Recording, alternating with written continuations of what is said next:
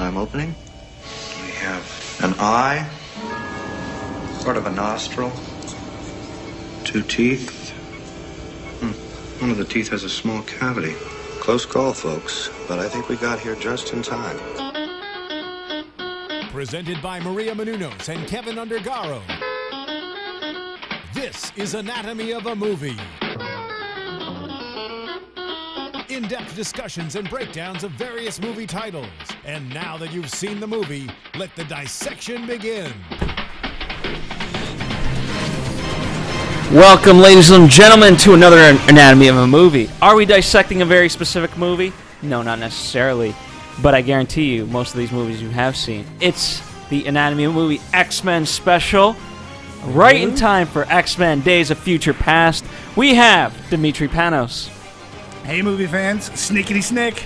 We have Marisa Serafini, huge Famke Jensen fan. I am. Hello, everyone. That was the only requisite for getting her on the panel. Yep. And no, we have I am a fan of the X-Men movies. So. And we have a rare treat where Marisa and I actually get to co-host together because Stephen Lemieux, also a fan of the X-Men, is in the booth. Currently, yes. Hello. And we will, as mentioned, we will definitely be talking about X-Men Days of Future Past. So don't worry if you're tuning into this, you're like, where's my X-Men Days of Future Past dissection? It is coming. And it is coming along with a very special guest, John Ottman. Oh, very excited. Editor, composer of not only that movie, but many great movies. Yeah, I can't wait for that.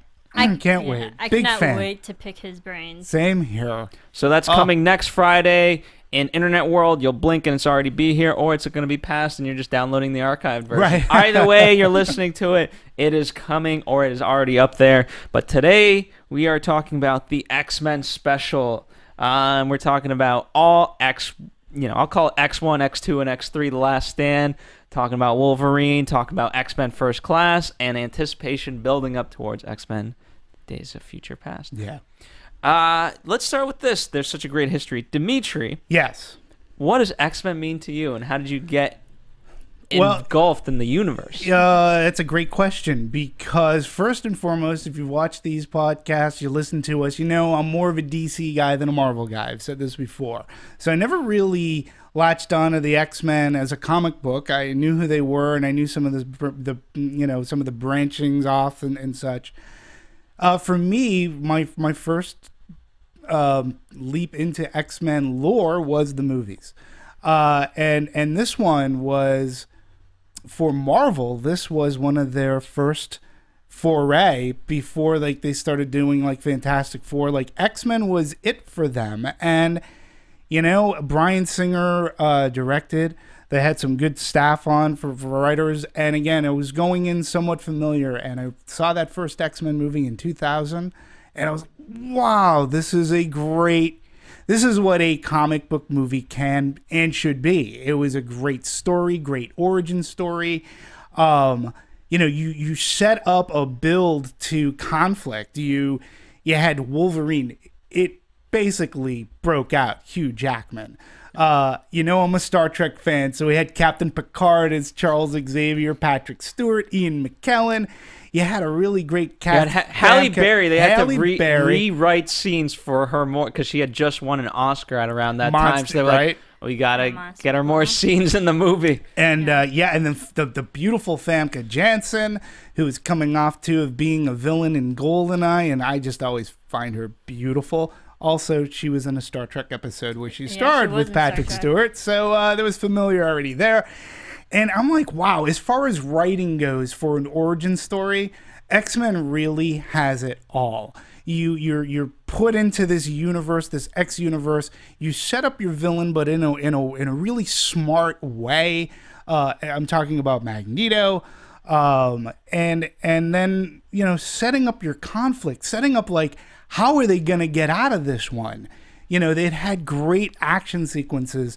So I was all in. And then the unthinkable, they make X2. And they make a sequel on that rare occasion. They make a sequel that is as good as, if not, some say it's better than the original movie. And this is how I really got into watching these X-Men movies. And we'll get into Last Stand later. But those first two movies to me, I compare to Superman, Superman 2. This is Christopher Reeves.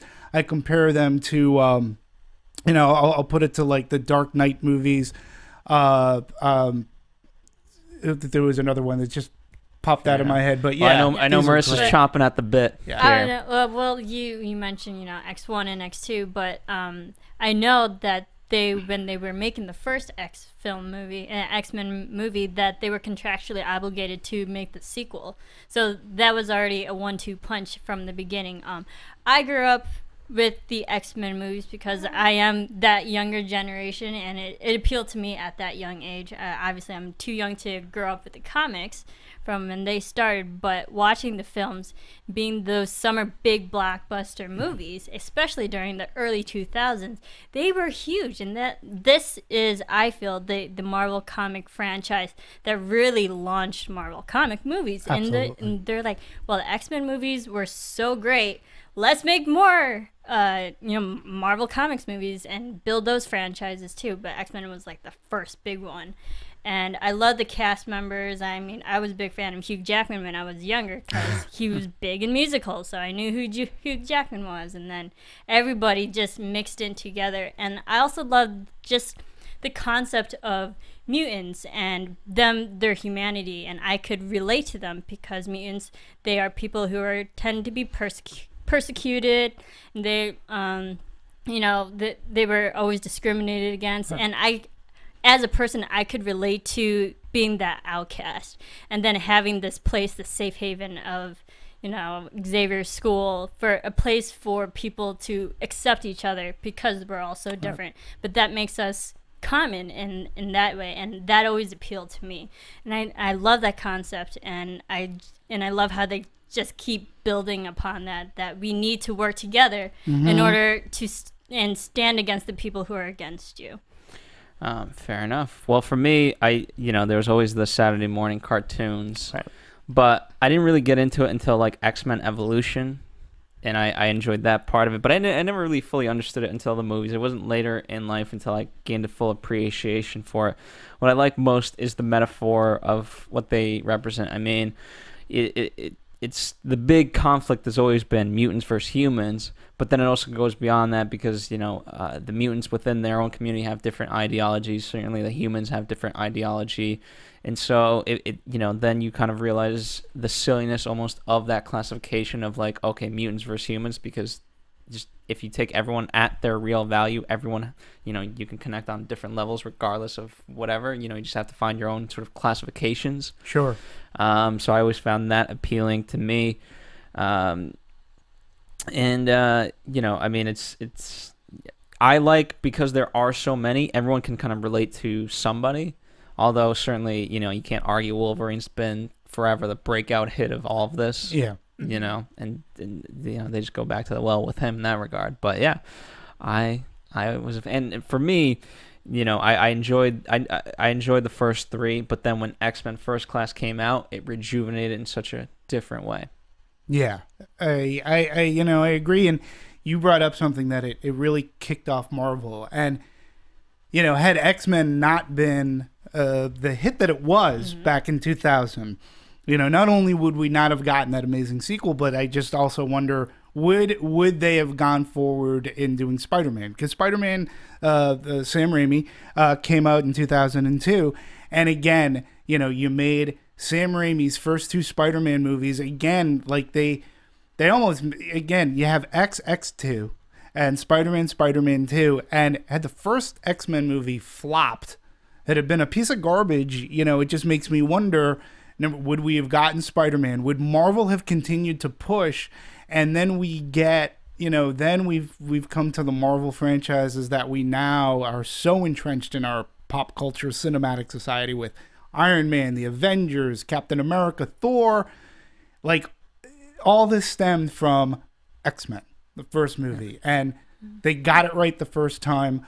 Not every movie has been great within the X-Men, let's call it, universe. But then again, Fantastic Four, the second one, it's okay. But they always seem to right the ship.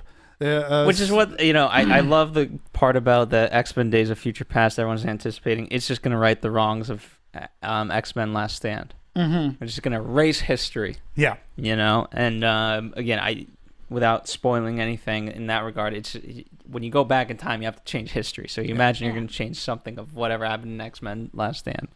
Yeah. So, yeah, I just think that they've come up with you have a good cast of characters too. You have good actors involved, and the writing has been solid.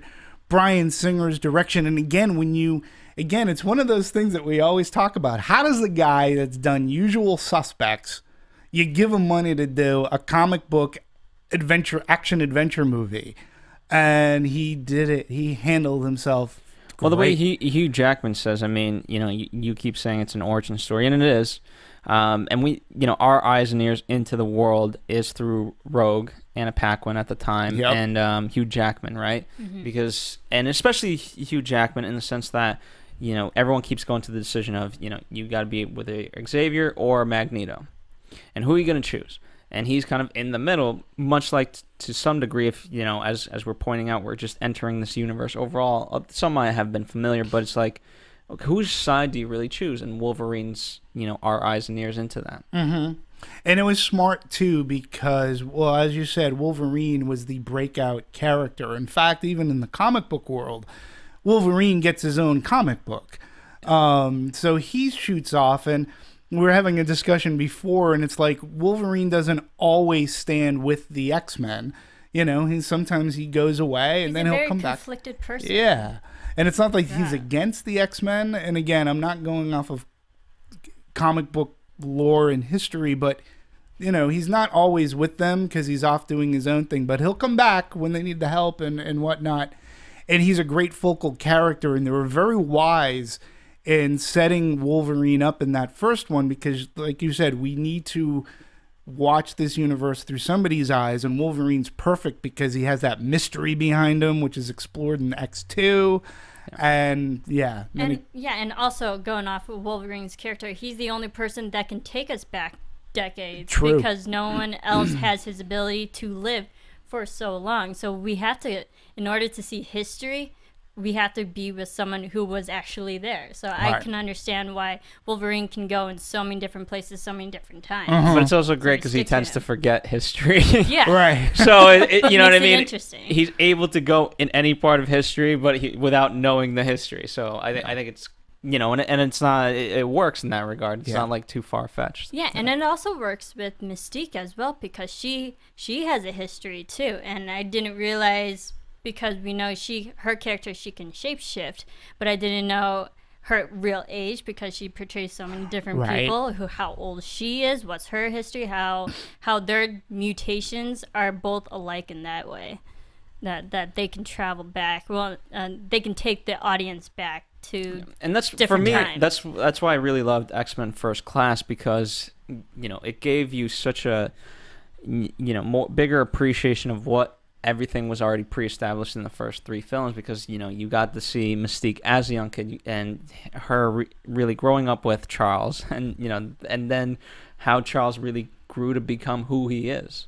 And the same thing with Eric. Magneto, with Eric as well. And you know, in these stories, you are as strong as your characters. And I think in X-Men First Class, and I think the first two X-Men movie, there was so much time and care taken to focus on these characters because there really was a bond and a friendship between Xavier and Eric. And they both understood one another. It was just how were they going to separate? Like, what was going to be the catalyst that says, hey, I'm going this way, you can come with me. But there's always a mutual respect for one another. And I appreciate that because it's not just a blind hatred. It's a mutual frustration of like, why don't you see it? Yes. Yeah. Why? Yeah. Why do you have to be so stupid? Yep. On both sides. Yeah. And as an audience member, you understand it. Like, you get why Eric is the way he is. You know that he's not necessarily doing the right thing, but you see where those origins come from, those feelings come from. And then Xavier, too, you understand his viewing as well. Yeah, exactly. It's they both have the same objective at the end of the day, and that's what makes them have that respect for each other. And they're always out for the betterment of mutants out there in that community. But it's also the means in which they go about one certain thing. Xavier goes the more rational route, and with Magneto's way of always being persecuted from surviving World War II and then going through the camp in that way.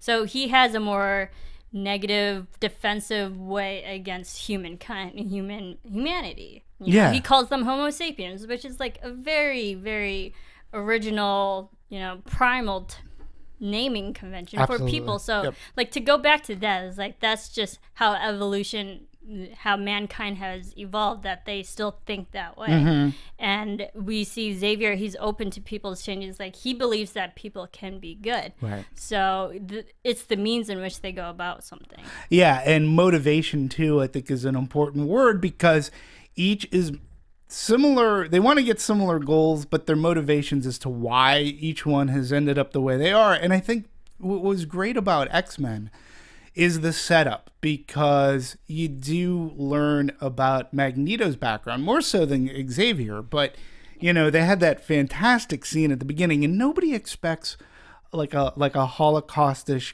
type of a scene to come from a comic book movie. But I really think it set the tone, because it made things serious, and you understand Eric's motivation. He's ripped away from his parents. He's crying. He's getting angry, and he bends that fence down. And and he also notices the marks, the marks in the arms, and from a child he understood the persecution for being a particular race, branding, and now on top of that he's a mutant. You understand his motivation for his apathy towards Homo sapiens, so to speak. He doesn't trust them. What I one of the things that I really like, you kind of mentioned it, but I love. So for X-Men First Class, they took that event and expanded on it, right? Because immediately after, it's like, okay, a coin should be easy for you.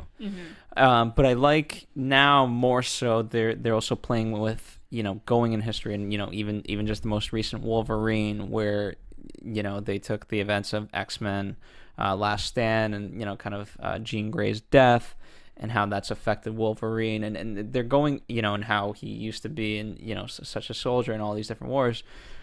I liked when they tap into history, and they can, the Cuban Missile Crisis, right? Whole different perspective on the Cuban Missile Crisis now. So I give them a lot of credit for being able to take history and fit it where it's not absurd, and rewrite it to fit their universe. Yeah, and it also it gives relevancy. Yeah. It gives a grounding to what is a comic book movie. I mean, it makes it more real in a sense, and you're able to swallow it, because when you look at the follies of history, when you look at that, and then you put this into a perspective, and you make these characters who are born of these various histories, it just goes back. You understand the motivations more. I thought X-Men First Class was the perfect way to wipe out that awful taste that Last Stand left us all. By, in a sense, it was a reboot, in a sense, but they did it so wise, so smart, again, that it just harkened back to the Bryan Singer movies, where their writing was very sharp, and you got great actors to do this stuff, and they went on from there. So let me ask you guys this: there's obviously through the whole movies that we've had, there's reoccurring people. And I want to talk about the reoccurring people, and I also want to talk about mutants that have come and gone, so to speak, at least in the movie sense. Certainly Sabretooth counts as part of the people that have come and gone. Gambit, although huge news with Gambit now. Big news. Right. But Gambit, to me, like, if it wasn't for me growing up, if it wasn't Wolverine, it was Gambit. So I'm surprised we haven't seen more of Gambit. A Nightcrawler, for me, it was a cool one in X2. I know Marissa loves Jean Grey. So, like, can you, which ones do you guys kind of miss that, were only cameos or perhaps haven't even come in yet, versus, let's say, the ones that are already there that you like, or versus ones that are there that you like? You know what, great, but I can do without, in place of. Well, of course, I'm a big, huge fan of Famke Janssen in and of herself. But Jean Grey was always an interesting character to me.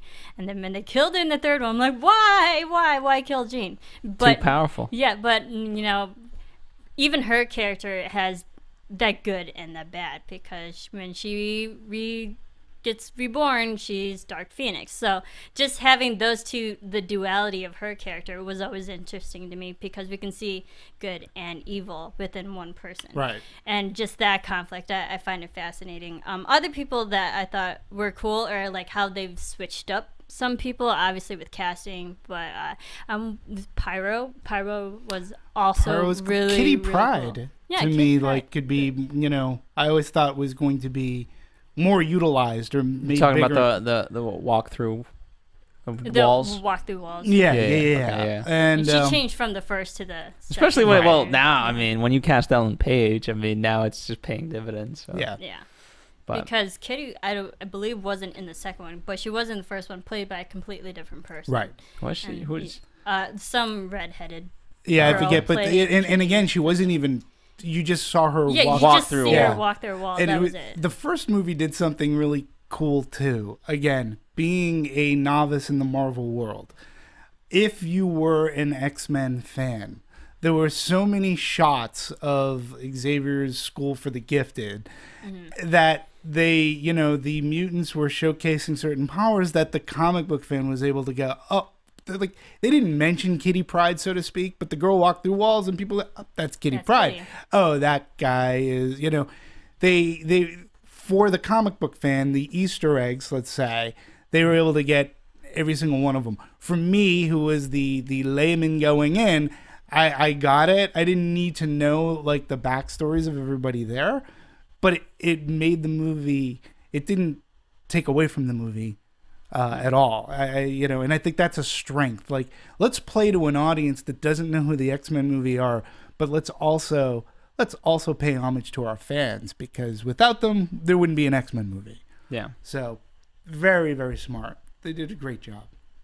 Yeah, I mean, like, love the cast, obviously, but I find I like the darker people more so, because I get attached to them, and then I root for them because I want them to have those right choices at the end, because they're more conflicted and they have the more real struggles that people have in real life. So I find them more realistic in a way that I want to root for them in the end. When I know the good people, I was like, okay, they're good, I don't have to worry about them. But when it's bad, I was like, oh, I'm fighting for them. I'm with them throughout the movies. So Like Jean Grey? yes, like I like the people who have that internal and maybe physical like conflict and struggles within them. So. Here's what they do well, though. They never, even though when you think someone's good, I mean, there's been enough of the movies and there's been enough changes. Like, I mean, just think of X-Men First Class, the whole, drawing the line in the sand at the end, and how many people switched right then and there. Yeah. It's happened throughout the rest of the series as well. And so, things can change. And I certainly like that aspect of it. Let's talk about Bryan Singer's involvement, because, that's where the third one, unfortunately, did go down. It's because of, Bryan Singer wasn't necessarily involved. But let's talk about kind of his involvement early on in making sure to take care of kind of everything to get it up to par. I think he's done a great job. He obviously kickstarted X-Men, and if he had done it didn't do a good job, then like Marvel comic universe that we know of wouldn't be as big as it is today. I agree. And what you get from Bryan Singer too is he has a passion. He is a geek. He loves comic books. He loves this stuff. And X-Men is not his first comic book. Well, it's his first comic book franchise, but then he also went on to do Superman Returns. Mm-hmm. So he loves this genre and he loves interacting with the fans. I mean, you're lucky when you get a director that's as big a fan of this stuff to champion what you're doing and to champion your movie. And when you have a person like a Singer to be who has knowledge of the lore, the history, to go out there, again, he appeals to everybody. He can teach somebody like me about the history, and then to the geeks who are huge into X-Men, they're going, oh, another one of us, and he's a director. Look at that. That's awesome. Because you do get, we've talked about it sometimes. There's movies where you're like, okay, that was just commissioned because it was going to make money, versus like, okay, that was someone's pet project. Right. So, for example, I mean, do you guys feel that with X-Men Last Stand with Brett Ratner coming in? I mean, in terms of that, I forget if he's a fan. Is he a fan? Yeah, I mean, I think Brett Ratner, without knowing him, he appears to be a movie fan. But an X-Men fan.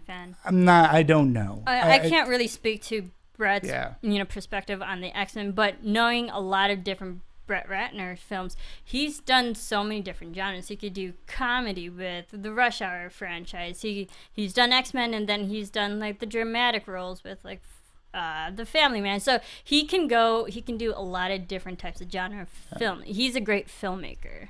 Yeah, and I think but X-Men, like a lot of the other ones that you're talking about, they have a universe of their own. Right. When you have to, it's a whole different beast to have to enter a universe that is pre-existing and be able to fill it. Now, that's not to say you didn't do research and whatever else, but let's say you talk about the Dark Knight trilogy with Christopher Nolan. They were, they took what was kind of pre-existing, and they chose very carefully what they wanted to do, and they made their own kind of world and mythology around the things that appeal to them from the comics. Right. And I think, unfortunately, it might have been, certainly by the time you get to a third movie, unfortunately, you get so rushed to try to pump it out. So if you're just kind of coming into this, you don't have a lot of time to be like, hey, guys, can I just get like 3 months to research? No, you got to shoot tomorrow. And I know with the X-Men, the Last Stand film, they were filming it, and 5 months later, it was already out. So they had a rush production on the third film as well. So that might have been something with the directioning, whatever, that may have caused things why people didn't like the third one as much, but maybe it was rush production. Who knows? And don't forget, I mean, Brett Ratner at the time too was coming off of Rush Hour. I mean, he had established himself as being a money director. So getting him, they didn't think that their cachet was necessarily going to fall from having a Bryan Singer. It made, I guess from a bean counter kind of way, from an accounting and from a studio perspective, getting a Brett Ratner who we know can handle certain kind of action, and getting him on, at the time they believed that he was giving cachet. And then sadly, you watch the movie and so what fell apart in that movie? I mean, was it partly that they brought in so many different mutants? I mean, as mentioned, mutants have come and gone, but that movie in particular brought in so many different mutants. There was I feel like all the X-Men movies in general, we always see more new characters, but they tend to be like, okay, we know who that person is, but I never got totally overwhelmed by all the new mutants. Yes, the third one had a lot of different ones because the story of the cure and the third movie affected all the mutants, so we had to see different. But you just need a massive number, but you didn't necessarily, you didn't necessarily need it to all of a sudden. We didn't need to necessarily follow their storylines. We always had the people that we needed to follow. You didn't, you just need to have more people around them and be like, hey. I wasn't overwhelmed by all the new people that they brought in that one. For me, it definitely came from a story structure, and bigger is not always better. It just adding in a bunch of mutants that were just going to be throwaway characters and not really add to anything was bothersome. But again, when you're killing Xavier and Scott and Jean, that was the part that upset me, and I'm sure a lot of different fans. Like when you kill 3 of your main X-Men who was in the first and second movie, and then kill 3 of them in the third one, people are gonna be disappointed at the end of it.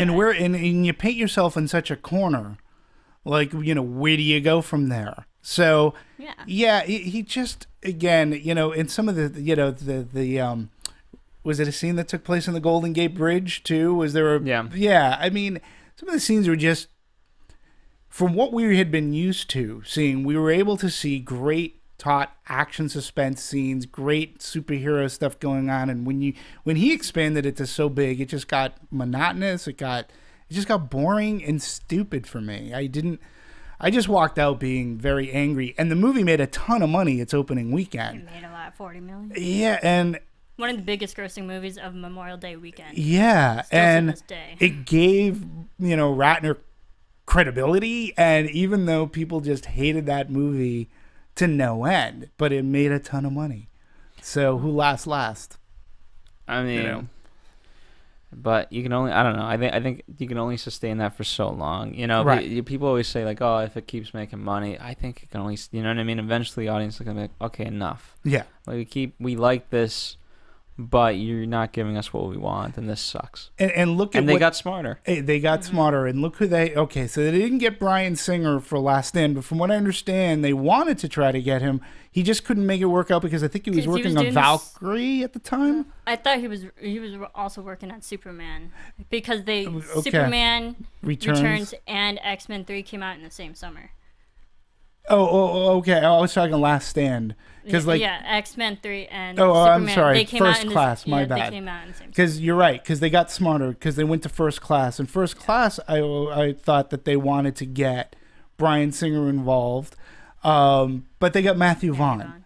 And Matthew Vaughn had done Kick-Ass. And, he has an appreciation for comic book origin and story. And basically, they're going to reboot.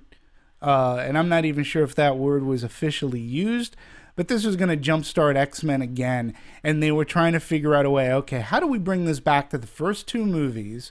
And then we can go on from there. And there was another, I'm trying to think of timeline. Wolverine Origins came out. It came before First Class. First Class. Wolverine Origins came out in 2009. First Class came out in 2011. But if you think about it, if you go from the X-Men movies, which was like 2000, 2003, 2006. Right. But then take that break if you completely just skip Origins, which was Right. mostly Wolverine. If you go from 2006 to 2011, you have that good 5-year period to readjust things. Right. Well, And I think they did. Yeah, they definitely did. Origins didn't really affect the timeline, so to speak. Yeah. Wolverine certainly did because it was Wolverine haunted by the tragedy of Jean Grey. Right. And how that so I like that aspect of Wolverine, and in that movie it was Which one we're talking? Wolverine Origins or Wolverine from last summer? Wolverine last Okay. summer. And a lot of people like that because it was it felt like a Wolverine movie in the sense that it was just a Western, a great little Wolverine Western. It was a Wolverine Western. I mean, I found like hints of some noir in there. I found it to be almost like a detective. I think, in this panel, because we've talked about it before, I think I'm probably the biggest champion of that Wolverine movie that came out last summer. I'm a big fan. I thought that there was great dialogue going on. I thought there was a really cool sort of kind of a mystery happening. And again, a character wanting to shed his power, can always make for good character development because it's one of those things you don't know what you have until you lose it kind of things. But he built up great characters. You talk about history. Again, that was the dropping of the bomb, where he saves the guy. I'm a big fan of that Wolverine, and then how it sort of kind of does go back to like Last Stand, and then of course you get the button at the end, which is leading into this, leads into this X-Men movie where he's walking through the security. Security. Yeah, and I don't know. I give credit to Hugh Jackman. You have to. You have to because he's been the credit through to line this for guy. all of this. Love you. Yeah, and he's just been number one, a great talent, a champion of the franchise, and he's just a great sport about it. Mm-hmm. He loves it. He loves, I love when I see pictures of him with kids, and he's doing, he'll even put forks in between his fingers, and I so appreciate that. It's going to be a sad day because eventually he's going to hang up his claws, and we talked about that. How much longer can he do this? Because he's supposed to stay the same. And, he's been doing this for this amount of 14 years. That eventually, he can't do it for 30, 40 years. He just can't. No. Yeah. And But he I give a recognizes testament to Hugh to constantly love this character that he's portraying for so many years. Because he even said in an interview, he's just not ready to let Logan Wolverine go. because he just has that love for this person and his character that he's portraying. So props to him, especially for being like so consistent throughout all of these films. Yeah, you know, they've managed to the worry there is they've managed to evolve him in such a way where they're constantly giving him a different struggle. Because eventually, you know, you could get to a point where, like, okay, yes, he's fighting, you know, external forces, but they've managed to internalize it within him, and that's always been the Wolverine struggle, and that could get quite boring easily if not done properly. Yeah, and again, to further champion and give him praise, look, he put his money where his mouth is. So regardless of what I thought of the origins that Wolverine movie, okay, he stood behind it. He championed it. He became a producer, you know, and yeah, that's part of the, you know, that's probably part of his deal to keep him on board. But he was he wanted to make sure, like, look, I don't want to cheat the fans. This is for them, and I'm going to do my best to try to shepherd this in and direct it in ways. Now, again, regardless of what I think about it, you know, he took a willing just to participate more than just being an actor. He's really involved in that. And again, you got to appreciate that, because from that we do end up getting like a First Class. You get that other Wolverine movie which sort of redacts origins. And again, I think he was a producer in that movie, and he knows usually if you have a movie that doesn't work, they don't think to give you a sequel. You know, they don't think to, well, the first Origins Wolverine movie didn't do that great. But, you know, now they do, and they figure out a way that will make it smarter, and he's on board to do it. I'm sure he gets paid what he's due, which is fantastic. But, again, it's so rare to have an actor who I want to loves talk this. about, you know, I mean, again, there's such a plethora of actors. I mean, you can talk about just recently, in the more recent ones, Jennifer Lawrence, and what she has Hunger Games, she's got this, and she's got... you know, American Hustle. She's got so many. You know, she's got Oscar winners and franchise movies.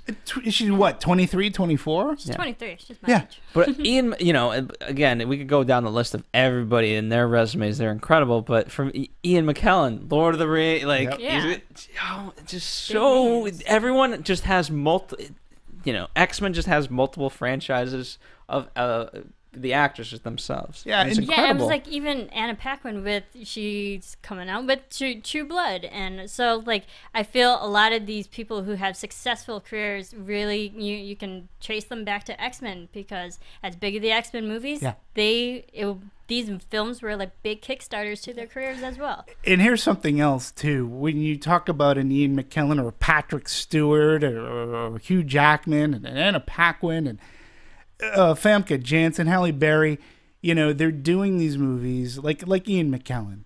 I never get the sense as an audience, as a movie fan, I never Gandalf. I never get the sense they're doing it for a paycheck. Yeah. I actually get the sense that they're having a good time, that they're taking the subject matter seriously, and I'm sure they're being very well compensated for their job and what they're doing. But there are some performances, and we've talked about it here, when you're like, paycheck. He was just in it for a paycheck. I never get that sense from any one of these people, which makes me respect them more as actors, because it's great. Exactly. Yeah. No, it's definitely great. And even to go off of that a little bit, even like the cameos, in the X-Men First Class, we saw Rebecca Romijn and Hugh Jackman just make those uncredited cameos. So it's just they want to be a part of the franchise, not just that paycheck. Yeah. I will say that there's one cameo from X-Men First Class that pays off in a very comedic way. It's not really even a spoiler in Days of Future Past. So Okay. you'll know what I mean when you see it. Okay. I'm in the midst of rewatching at least X2, and then I'll watch First Class, and perhaps And then you'll Wolverine build if I up to can. it. Yeah. Because again, I do hold the first two movies in high regard. I hold the second movie. The second movie is fantastic. X2 is just a great movie. I'm gonna lay on some Star Trek trivia here, because X2, if you remember how it ends, okay, it ends on, you know, Jean Grey on a very emotional, sacrificial, as she's saving the X-Men. Now, X and X2, one of the producers, a gentleman by the name of Ralph Winter, who produced Star Trek II: The Wrath of Khan. Now, the ending of Star Trek II: The Wrath of Khan, in which Spock sacrifices himself to save the crew of the Enterprise and his captain, it mirrors what happens in X2. And Ralph Winter has said, yeah, I wanted that emotion. I wanted to lose. If I'm going to lose a character, I want it to be for a reason, for a purpose, and for a great purpose. And think about it, like that was such an emotional wallop. And you get so invested. X2 to me, I can say, probably make the argument it's a little bit better than the first X-Men. Last Stand happened, oh well. Origins Wolverine happened, oh well. But then thank God, you get Matthew Vaughn to come in, in First Class, just like won me back. So let's talk about, we don't, we'll wrap this up kind of in a few minutes, but James McAvoy and Michael Fassbender, they have to, now they have to portray not only a character, but they have to portray the character of two people that have already portrayed the character and pretend to be them. It's not like, full reboot. You still have to give homage to that because, they were amazing at it. And they just, I love them as young guys. I love seeing the dynamic of those two, and I think just perfect casting. I agree, and I loved how they used their youthful ways to their characters and how they played off of that, because people can change from what we've already know and have been established with the older gentlemen, that going back to the younger selves, you can see them they can take those creative liberties and go in their own different way. Like, I'm going to portray him in his adolescence or younger self and all my emotional angst at that time. Right. But they can have fun with that, knowing that eventually they're going to lead and change to that point where we all know. Yeah, and again, I think it was a brilliance in casting with those folks, because again, I mean, I'm not even sure that reboot is the right word, because again, you are still playing in that universe. You're fully making reference, and these characters are going to become Patrick Stewart, Ian McKellen. And you buy it. It just gives them a great, fantastic history. That's why I think First Class just does a brilliant job of just bringing everything back to the basics. Let's introduce. They're not the X-Men yet. We already know as an audience. And again, when you think about it too, as a movie-going audience, how much do you actually pay attention to a movie that came out in 2000? But you do. You sort of kind of they do this seamless thing that we know they become this team in the first 2-3 movies, and we're gonna play with that before they were a team. Rose Byrne too. They made a great addition to putting her in there, because she's sort of like the every woman who, what the hell's going on, and asking all the questions the audience. Yeah. And also the thing with them, their younger selves, we as an audience can see how they helped each other grow in being mutants, because in First Class we see Xavier help Magneto move that big satellite dish, and now we see Magneto just tearing up the place, so like nothing. So we can see how they both help each other grow in their powers and in characters. Yep, and they had to always rely on one another, and I think that's what makes them not being friends, it makes it that much more tragic, because that they were, in their hearts, Magneto could have been a really good guy. He could have helped the cause, but Magneto even helped build Cerebro that helps Xavier. So just they had that help with and respect for each other, and makes it all the more tragic that they went their own what they've become, or what Magneto has become. Yeah, it's great motivation. I think they've fantastic job. All this to say that there is a box set of all of these X-Men movies that you can definitely pick up, go watch, and then, hey, go watch X-Men Days of Future Past and see us here. I can't believe that we're done. We're wrapping up. There seems like there's so much more. I know. I didn't realize I was such a big fan. This is an exciting thing to do. Here's the good news. We're giving them just a little bit of a tease, and ourselves a tease too, because we're gonna geek out in full force next Friday, X-Men Days of Future, because it brings all this stuff together, and what better way to bring it all together than a composer, an editor, John Ottman. I Oh my can't wait. goodness. I can't wait. That's This- a big score for us. Epic. I can't wait. Pun intended. Anyway, thank you guys for joining us. Please let us know what you love about the X-Men universe, whether the comic books, the TV shows, the movies, The actors. the actors. Let us know what you Yeah. dislike. And let us know your favorite characters. I remember the Mad Men actress in First Class. Now we don't see her. You know, Right. again, characters who have come and gone. Oh, Let us know- January Jones. January I Jones, had to think yeah. about that. Let us know which characters you love, which characters are gone. And we will be back next Friday. It's a slight teaser, all in preparation for that very special day. Can't wait. See you next Friday. Bye, all.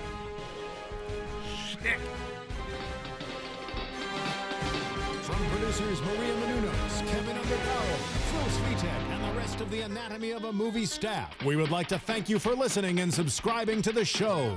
If you have any questions or comments, feel free to email or tweet us. I'm Sir Richard Wentworth, and this has been Anatomy of a Movie.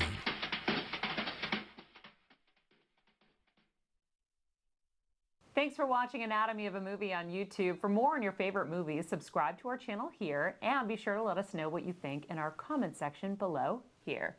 Bye.